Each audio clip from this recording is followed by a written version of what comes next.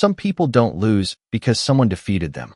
They lose because kindness exposed everything they tried to hide. On Manhattan's Upper East Side, there was a restaurant where the chandeliers seemed brighter than the stars outside, and the silence carried more value than most people's annual salaries.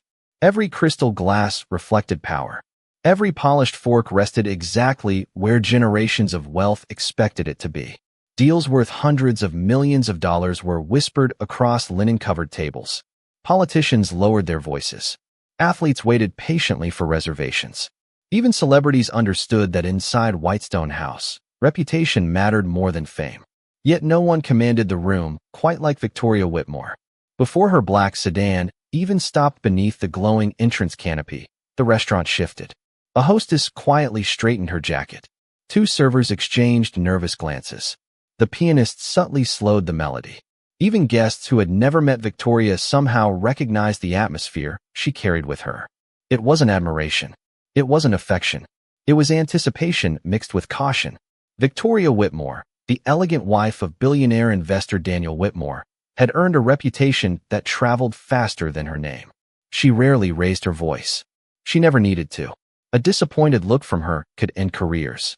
One complaint could bring managers rushing across marble floors. Stories about impossible demands floated through New York's restaurant industry like urban legends. Some said she once returned the same dessert 3 times because the strawberries leaned in different directions. Others claimed she memorized every server who had ever disappointed her. No one knew which stories were true anymore. They had simply become part of the mythology surrounding the Whitmore name. "She's here," whispered the maitre d', adjusting his tie for the 3rd time in less than a minute. Around him, experienced servers quietly looked down at their reservation charts, hoping someone else had been assigned table 12. They had all survived difficult guests before. They had all handled impossible expectations. But Victoria Whitmore was different because she expected perfection without ever explaining what perfection looked like. Only one person remained completely untouched by the tension spreading across the dining room. Claire Bennett carefully polished the final wine glass at the service station before placing it gently onto the shelf.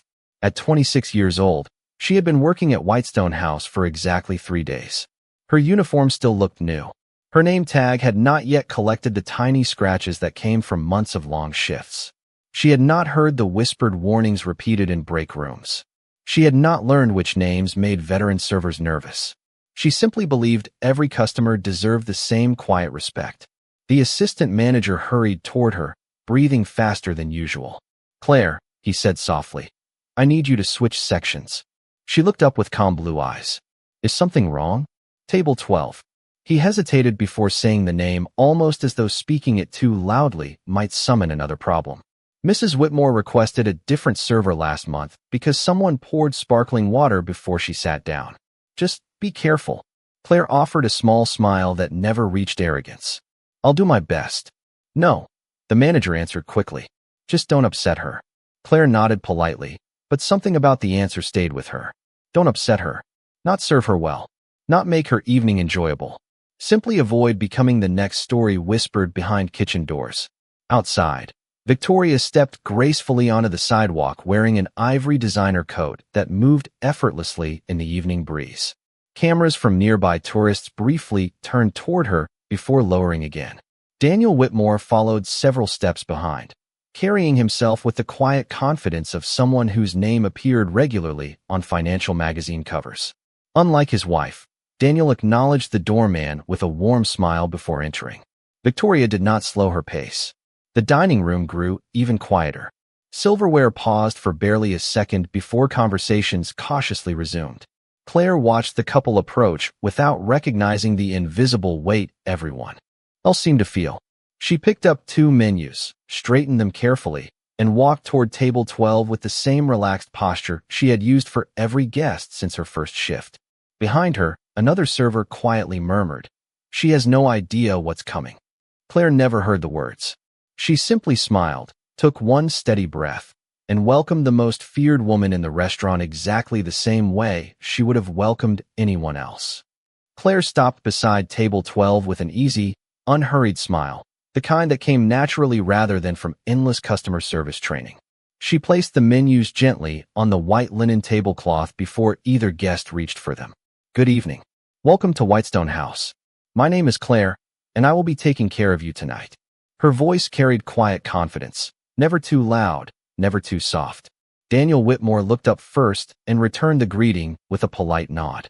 Thank you, Claire. Victoria did not answer immediately.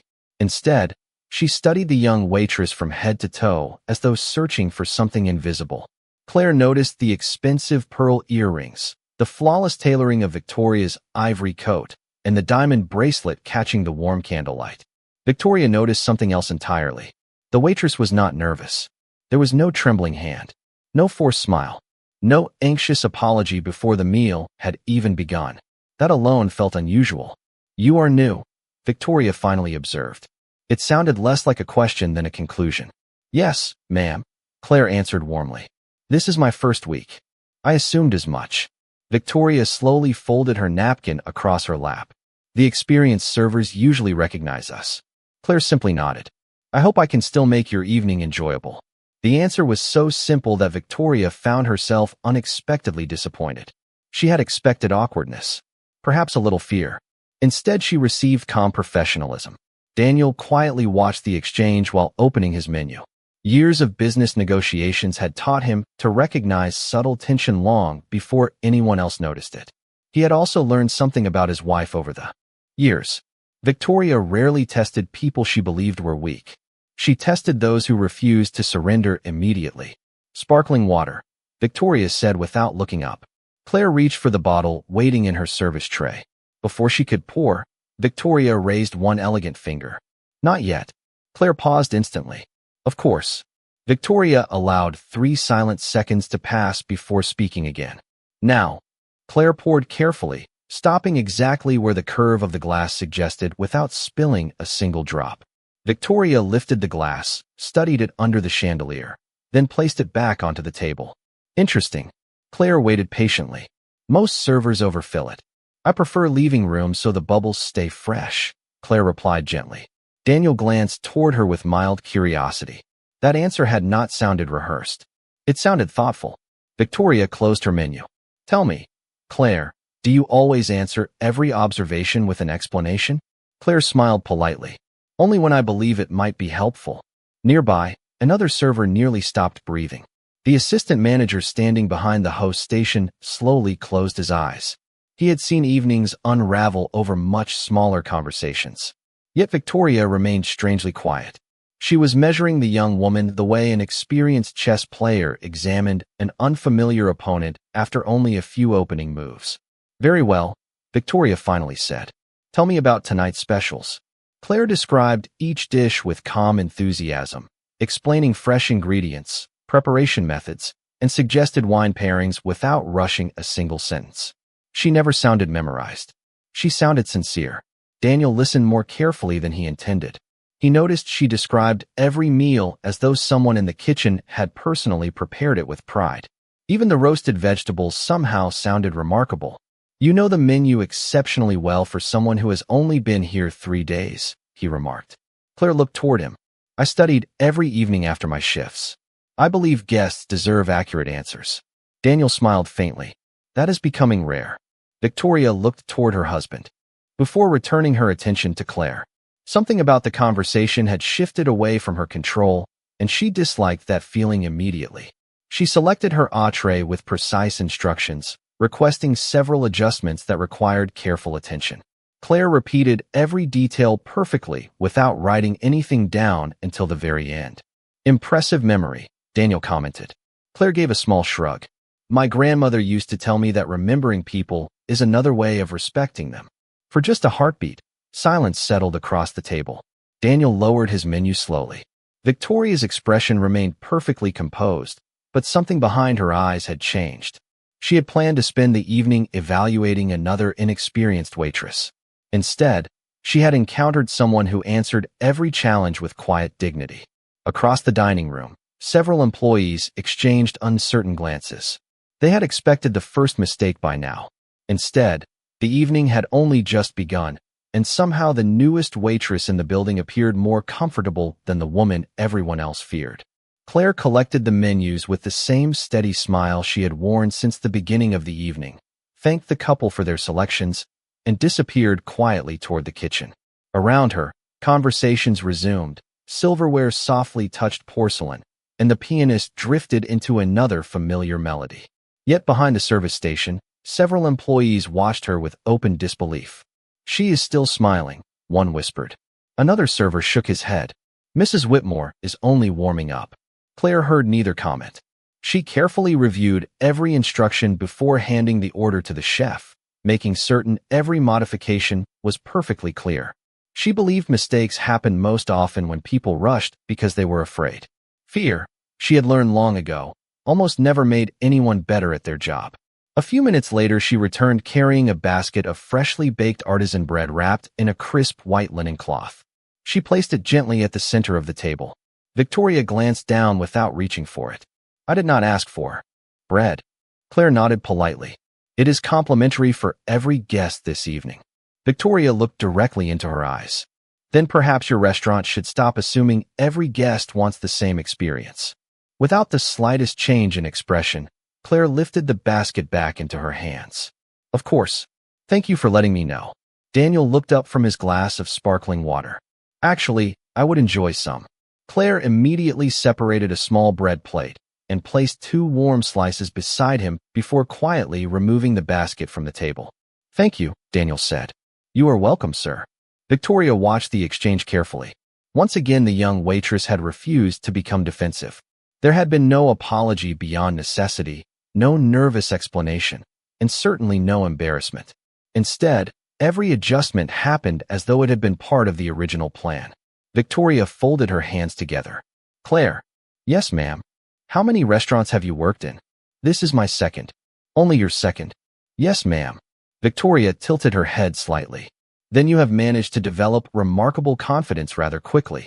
Claire answered with quiet honesty. "Confidence is easier when I focus on helping people instead of worrying about whether they will approve of me." Daniel slowly lowered his fork. It was a simple sentence, but something about it lingered in the air. Victoria offered the smallest smile, although there was little warmth behind it. "That is an optimistic philosophy. It helps me stay present," Claire replied. Before another word could be exchanged, Victoria deliberately lifted her water glass, paused for an instant, then gently tipped it sideways. Clear sparkling water spread across the pristine linen tablecloth before dripping toward the edge of the table. Several nearby diners looked over instinctively. The assistant manager inhaled sharply from across the room. Claire reached for a folded linen napkin without any sign of surprise. "I am sorry that happened," she said calmly. "Allow me to replace everything immediately." Victoria leaned back in her chair. "You are apologizing for something I did." Claire carefully absorbed the water before it reached Daniel's place setting. "I am sorry that your evening was interrupted." Daniel quietly watched Claire replace the soaked linen with practiced efficiency. She did not rush. She did not sigh.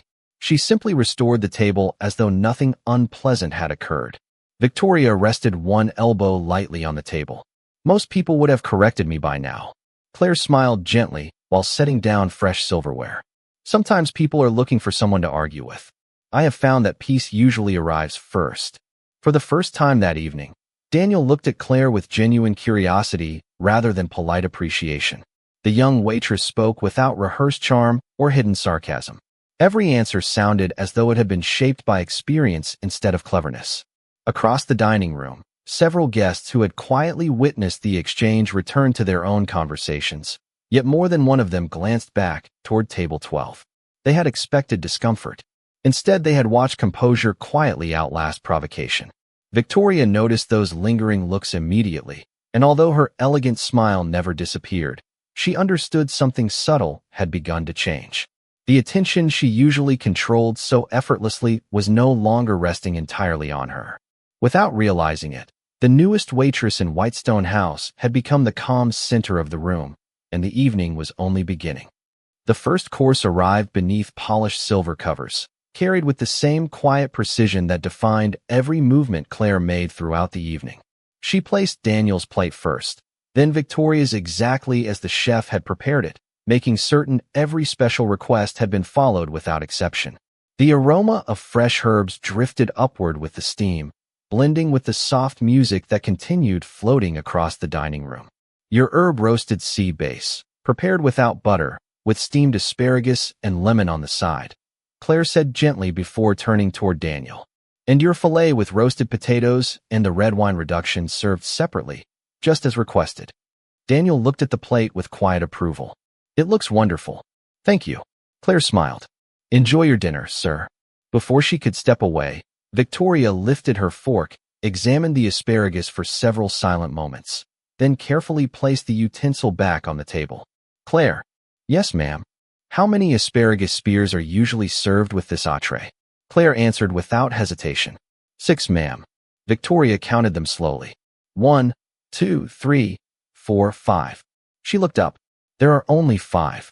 The surrounding tables continued their conversations, but several nearby guests instinctively glanced toward table 12. The assistant manager had already started walking in their direction. Claire looked at the plate for only a moment before meeting Victoria's eyes again. You are absolutely right. I apologize. I will have the kitchen prepare another serving immediately. Victoria leaned back with measured elegance. You did not count before bringing it to the table? No, ma'am. Why not? Claire answered honestly. Because I trusted that everyone in the kitchen had already done their part carefully.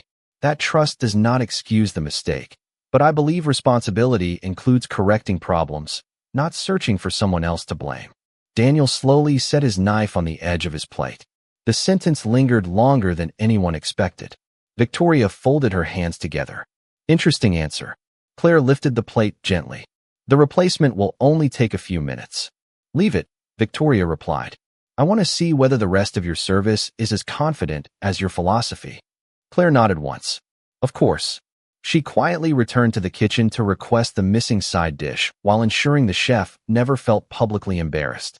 When she came back only 3 minutes later with a fresh serving arranged on a small porcelain plate, she placed it beside Victoria without interrupting the conversation between husband and wife. Thank you for your patience, she said simply. Victoria looked at the additional asparagus, then toward Claire again. Most servers would have blamed the chef. Claire smiled faintly. We all represent the same restaurant. Daniel looked toward Claire with thoughtful curiosity. Who taught you that? Claire paused briefly before answering. My father used to say that character appears most clearly when something goes wrong. Daniel nodded almost unconsciously. Across the room, another table quietly requested Claire by name after watching the exchange. A young couple whispered that she seemed remarkably calm. An older gentleman smiled as she passed and thanked her for refilling his coffee before he even asked.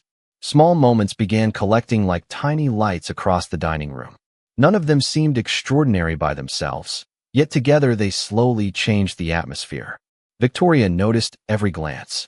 She noticed guests watching Claire instead of avoiding table 12. She noticed employees relaxing whenever Claire approached. Most of all, she noticed Daniel paying closer attention to the waitress than to the perfectly prepared meal in front of him. That realization settled heavily beneath her composed expression.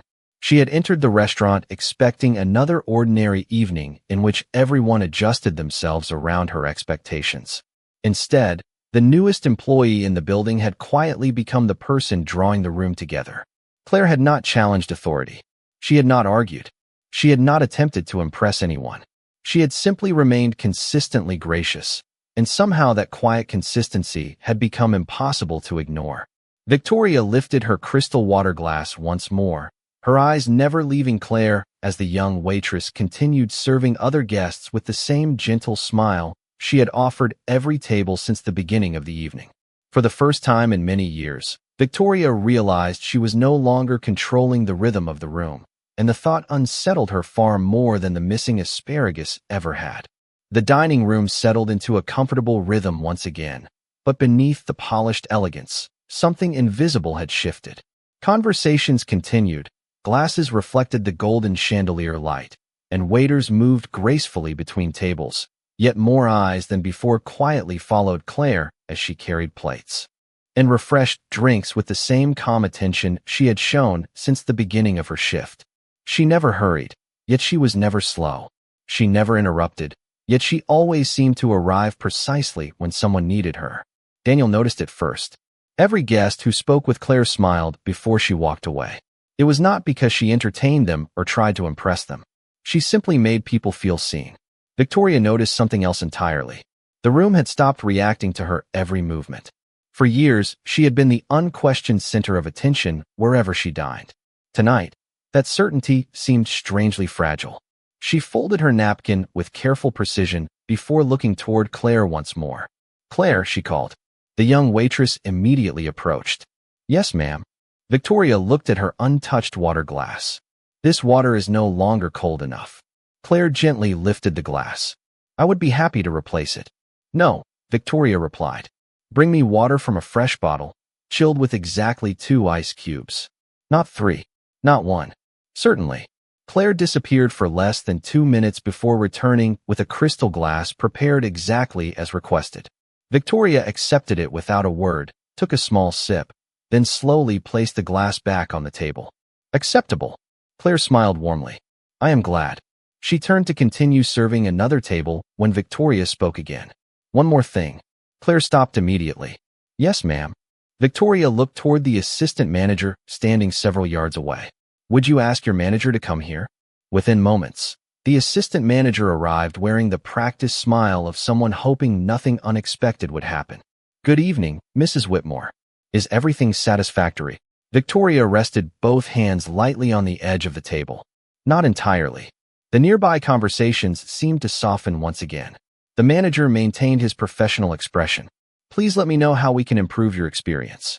Victoria glanced toward Claire before answering. "Your new waitress has been unusually confident throughout the evening." The manager looked briefly at Claire, then back at Victoria. "I hope she has been serving you well." "That depends on your definition of well." Victoria paused deliberately. "She answers every question with an opinion." Claire remained completely silent. The manager cleared his throat gently. "Claire." Before she could answer, Victoria continued. "I asked for service, not life lessons." A few nearby guests quietly looked toward the table again. Daniel remained seated, watching without speaking. Claire folded her hands calmly in front of her apron. "If any of my words sounded inappropriate, I sincerely apologize. That was never my intention." Victoria tilted her head slightly. "Interesting. You apologize without defending yourself." Claire answered softly. "An apology should help another person feel heard. If I begin defending myself immediately, it no longer feels like an apology." The manager blinked in quiet surprise. Daniel slowly leaned back in his chair. Even Victoria hesitated for a fraction of a second before speaking again. "Tell me, Claire, has anyone ever told you that you always have the perfect answer?" Claire smiled with quiet humility. "No, ma'am. I simply try to choose kind words before quick ones." Silence settled across the table. Somewhere near the piano, a coffee cup gently touched its saucer. A candle flickered beneath the movement of the air conditioning. Daniel looked toward his wife for the first time that evening with an expression she recognized immediately. It was the same thoughtful look he wore during board meetings when unexpected information challenged an assumption he had carried for years. Victoria recognized it as well, and she disliked what it meant. She had expected the manager to become uncomfortable. She had expected the waitress to stumble beneath public criticism. Instead, every sentence Claire spoke seemed to lower the tension rather than increase it. Guests who had quietly witnessed the exchange returned to their own dinners with faint smiles instead of awkward silence. The manager thanked Victoria for her feedback, nodded politely toward Claire, and excused himself. As he walked away, he quietly whispered to another supervisor, "She handled that better than most veterans."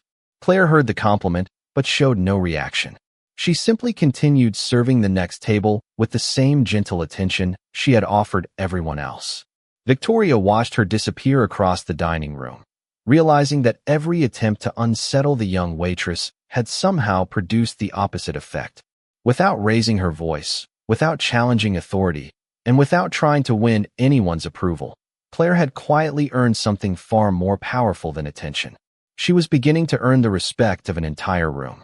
The evening continued beneath the warm glow of crystal chandeliers, but Whitestone House no longer felt quite the same. The polished dining room still echoed with quiet conversations and the gentle melody of the piano, yet an invisible current now flowed between the tables. Guests who had never spoken to one another found themselves exchanging brief glances whenever Claire passed. There was something quietly reassuring about her presence. She moved through the restaurant with the same steady pace she had carried since the doors opened, never appearing hurried despite the growing demands of the dinner rush. As dessert menus were presented, Victoria watched Claire from across the table without opening hers. She had spent nearly 2 hours searching for uncertainty in the young waitress, and had found none. Every challenge had dissolved into grace. Every criticism had been answered with respect instead of resistance. Daniel noticed the silence before his wife spoke again. "Claire." She arrived beside the table almost immediately. "Yes, ma'am." Victoria rested one hand on the edge of the dessert menu. "Tell me something honestly. I will do my best. Have you recognized who we are?" Claire looked at both of them before answering. "Yes, ma'am. Several guests have mentioned your names during the evening." Victoria nodded slowly. "Then you know many restaurants would consider it an honor simply to serve us. I understand that. Yet you have treated us exactly the same as everyone else in this room." Claire's gentle smile never faded. "Because everyone who walks through those doors deserves the same care." Victoria leaned forward slightly. "Even people who make your job difficult?" Claire considered the question for only a moment. "Especially them." Daniel quietly looked away, hiding a faint smile behind his coffee cup. Victoria noticed. "You find that amusing?" she asked her husband. Daniel lowered the cup carefully. "No. I find it refreshing." The answer settled heavily over the table. For several seconds no one spoke. Then Victoria looked back toward Claire. "Do you know why people usually remember exceptional service?" Claire answered softly. "Because they feel respected." Victoria slowly shook her head. "No. They remember it because someone exceeds expectations." Claire replied with calm sincerity. "Sometimes respect is the expectation people have forgotten they deserve." Even the nearby pianist seemed to pause between notes. Daniel stared at Claire for a long moment before speaking quietly. "Where did you learn to think that way?" Claire folded her hands comfortably in front of her apron. "My mother worked in a public library for 30 years.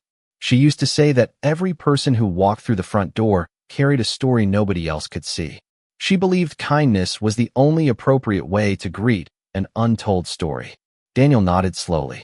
"She sounds like a remarkable woman." "She is," Claire answered with quiet pride. Victoria looked away toward the dining room. Around her, couples laughed softly over dessert. An elderly gentleman thanked his server with genuine warmth, and a young family celebrated a birthday near the window. None of them seemed particularly interested in the wealth sitting at table 12 anymore. Instead, more than once she noticed guests smiling toward the waitress who continued moving through the room with effortless composure. It was an unfamiliar feeling. For years attention had followed status. Tonight it seemed drawn instead toward character. A distinguished older gentleman seated several tables away gently raised his hand as Claire passed. "Young lady," he called warmly. Claire stopped beside him. "Yes, sir." He smiled kindly. "I have been dining in this city for more than 40 years. Thank you for reminding everyone tonight that elegance is not something you wear. It is something you practice."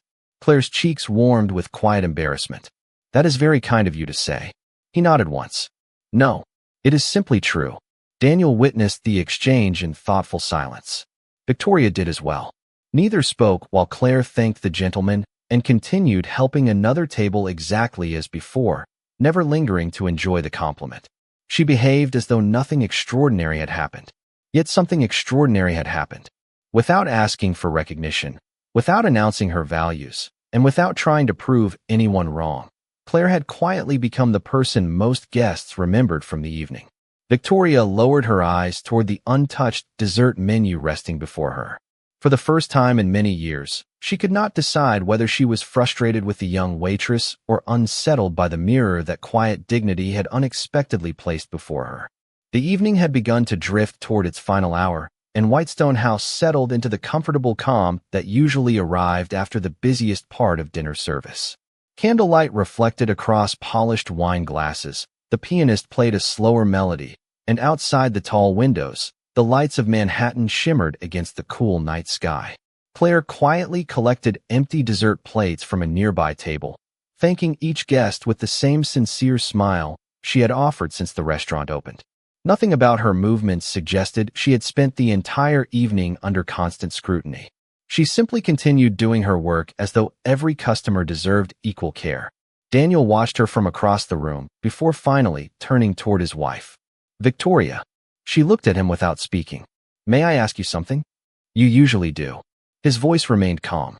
What exactly have you been trying to prove tonight? Victoria rested her fingertips against the edge of her coffee cup. Nothing. Daniel gave a faint smile.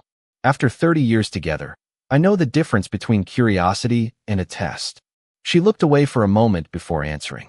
I wanted to know whether she was genuine. Daniel nodded. Thoughtfully. And what have you discovered? Victoria hesitated longer than she expected. She is difficult to read. No, Daniel replied quietly.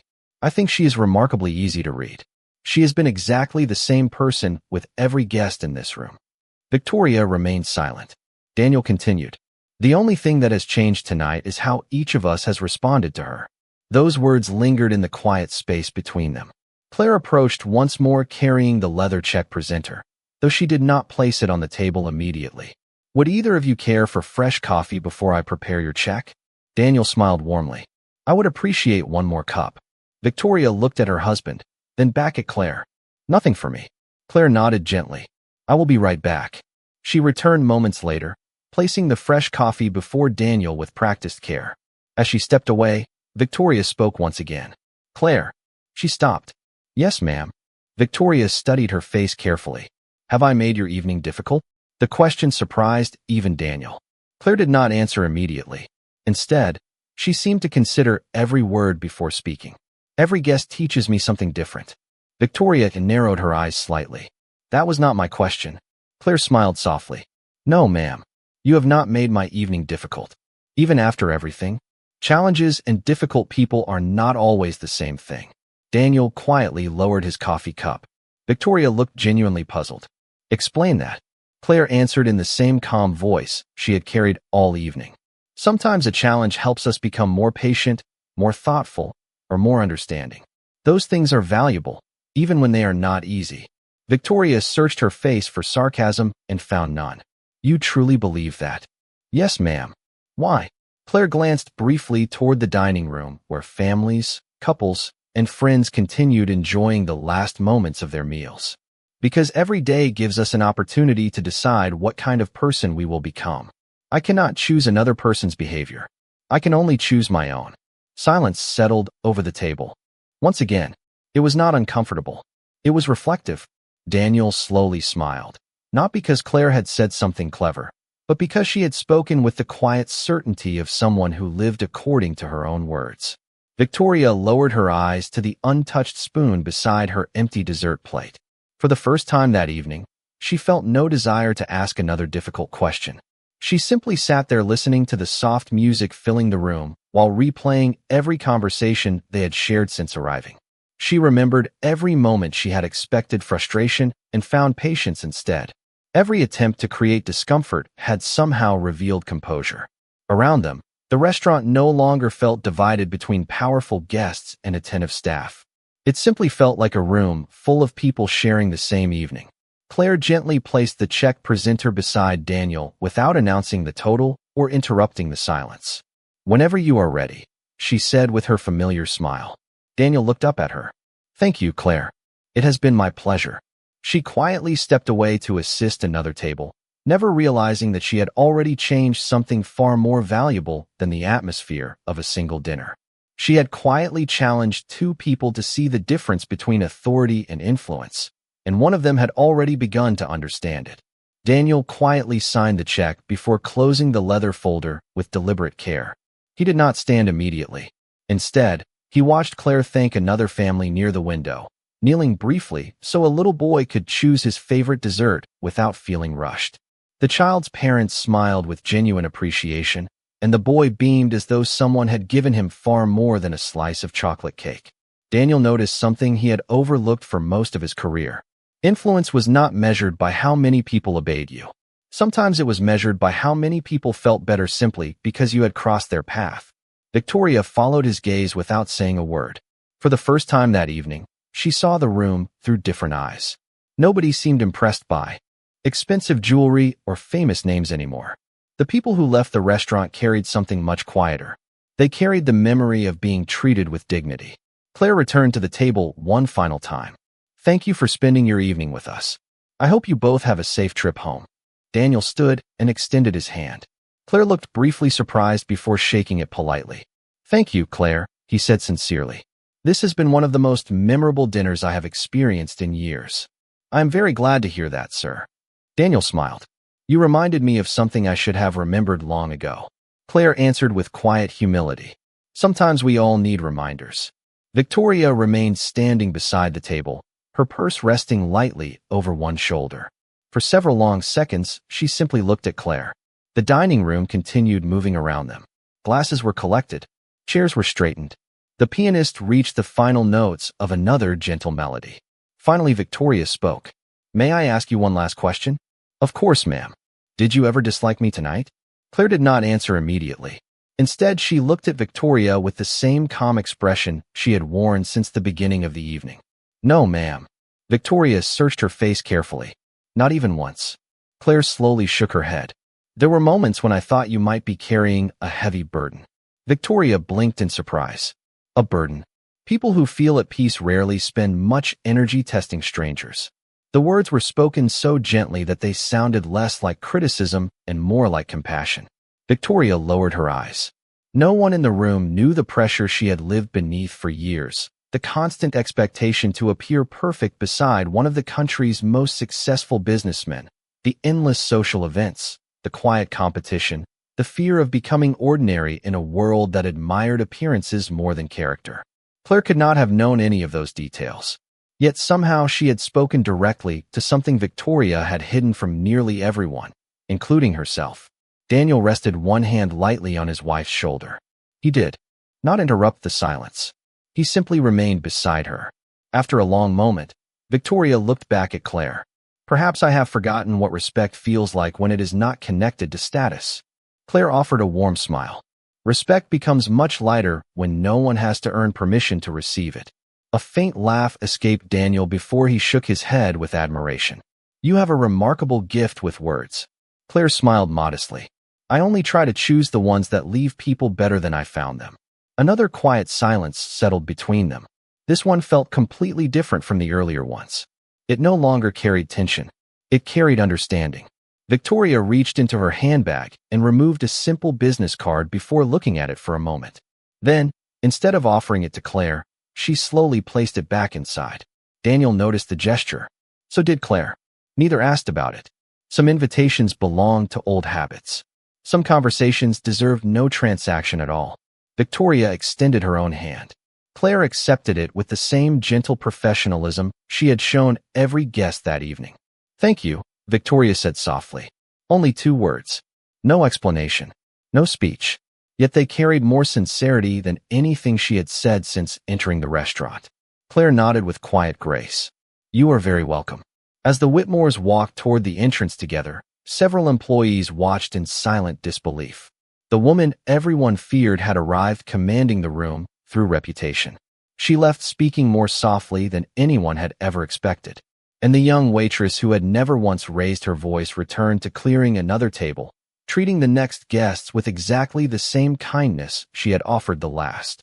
The front doors of Whitestone House closed softly behind Daniel and Victoria, and the quiet sound seemed to mark the end of something far greater than an elegant dinner. Outside, the cool Manhattan air carried the distant rhythm of traffic, while inside the restaurant the evening continued as though nothing extraordinary had happened. Claire returned to the service station, neatly folded a fresh linen napkin, and prepared another table for the guests who had just arrived. She did not glance toward the entrance. She did not wonder whether the Whitmores would return. She simply continued her work with the same steady care she had shown from the first moment of her shift. The assistant manager walked over with an expression that mixed admiration and disbelief. Claire, he said quietly, I have worked here for 11 years, and I have never seen that dining room become so peaceful after serving the Whitmores. Claire smiled gently while polishing another wine glass. Perhaps everyone was simply ready for a peaceful evening. He laughed softly. You really do not realize what happened tonight, do you? Claire looked up with genuine curiosity. I only tried to do my job well. The manager shook his head. No, you reminded everyone else what that job truly looks like. Before Claire could answer, The distinguished older gentleman who had complimented her earlier stopped beside the service station on his way out. He removed his hat politely. "Young lady." Claire smiled. "Good evening, sir. I spent 38 years as a federal judge," he said warmly. "During that time, I learned that character rarely announces itself. It usually reveals itself quietly, one decision at a time." Claire listened respectfully. The gentleman continued. "Tonight you won an argument without ever entering one." Claire lowered her eyes modestly. "Thank you. That means a great deal." He nodded once before leaving the restaurant with an unhurried smile. Several employees had quietly overheard the conversation. One young server looked toward Claire and said, "How do you always know the right thing to say?" Claire thought for a moment before answering. "I usually do not. I simply try not to say the wrong thing." The group laughed softly, and the tension that had filled the restaurant earlier in the evening seemed almost impossible to remember. 3 weeks passed. Autumn settled over New York, and the city streets filled with golden leaves carried by cool afternoon winds. Whitestone House continued welcoming executives, artists, tourists, and families celebrating birthdays and anniversaries. Claire became one of the restaurant's most requested servers, not because she entertained guests or treated wealthy customers differently, but because every person who sat at her table left feeling respected. One quiet Thursday evening, the front doors opened once again. The dining room instinctively looked toward the entrance. Daniel and Victoria Whitmore had returned. This time, no nervous whispers spread across the room. No manager rushed to rearrange assignments. Victoria walked toward the hostess with a calm smile that many employees had never seen before. "Good evening," she said warmly. "If Claire is available, we would be honored if she could serve us again." The hostess blinked in surprise before smiling. "Of course." Claire approached the table with the same welcoming expression she offered every guest. "It is wonderful to see you both again." Daniel smiled. "We were hoping you would still be here." Victoria looked at Claire with quiet gratitude. "I have been thinking about our conversation for weeks." Claire waited patiently. "I have spent many years believing respect was something people owed me," Victoria admitted softly. "You helped me understand that respect is something we create." Claire's smile grew just a little brighter. "That is a lesson we all keep learning." Dinner that evening felt completely different. There were no tests, no impossible requests, and no uncomfortable silence. There was simply conversation, laughter, and genuine appreciation shared across a table where titles no longer mattered. As the Whitmores prepared to leave once more, Victoria thanked every member of the staff before walking toward the door. Several employees exchanged astonished smiles. The woman they once feared had changed in a way none of them believed possible. Claire watched them leave, then quietly turned to greet another family entering the restaurant. Her uniform looked exactly the same. Her name tag had gained a few small scratches from weeks of work. Nothing about her appearance suggested she had changed anyone's life. Yet everyone who had witnessed that first evening understood a truth that could not be measured by wealth, reputation, or influence. The loudest voice in the room is not always the strongest one. Sometimes the greatest power belongs to the person who remains kind when kindness is the hardest choice. Because money may open doors, status may command attention, but only character leaves a room brighter than it was before.